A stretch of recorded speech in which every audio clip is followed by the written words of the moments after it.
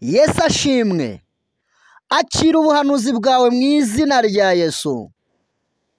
Ijambo ry'Imana mu gitabo cy'umuhanuzi Yesaya, ibice 54 umurongo waho wa 17.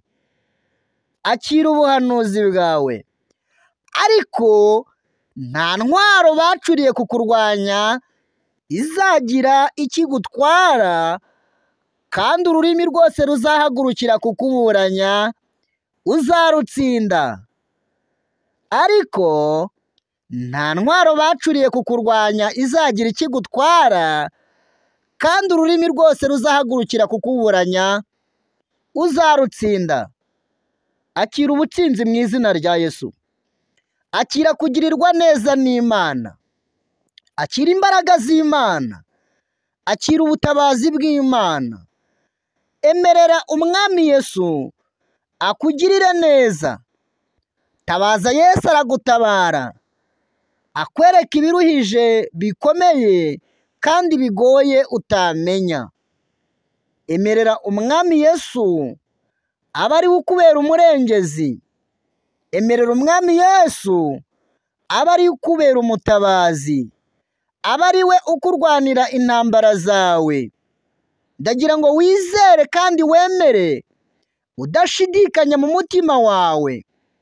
Nubwo abanzi baguhagurukiye ari benshi, nubwo ibiguhiga byabaye byinshi cyane, bigenda byiyongera umunsi ku munsi, ndagira ngo nkubwire ngo nta ntwaro n'imwe bacuriye kukurwanya izagira ikigutwara, kandi ururimi rwose ruzahagurukira kukuburanya uzarutsinda mu izina rya Yesu.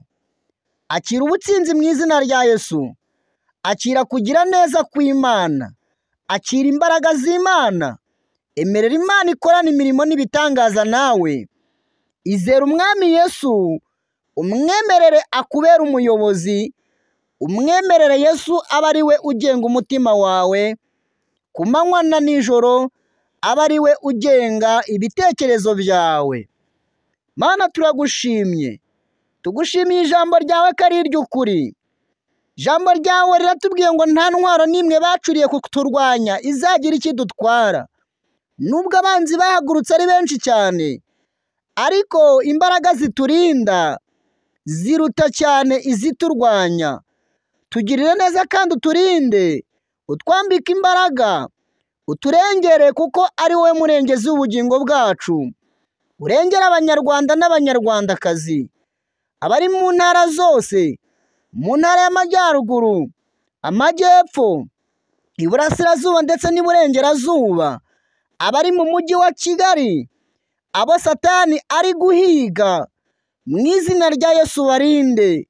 Kandi Nyagasani, wenda ingabo ntoya n'inini, urinde abantu bawe Satani yahagurukiye, bagiye gucurisha intwaro nyinshi cyane kugira ngo barimbure ubwoko bwawe, uboherereze gutabarwa kuva heraho urusengero.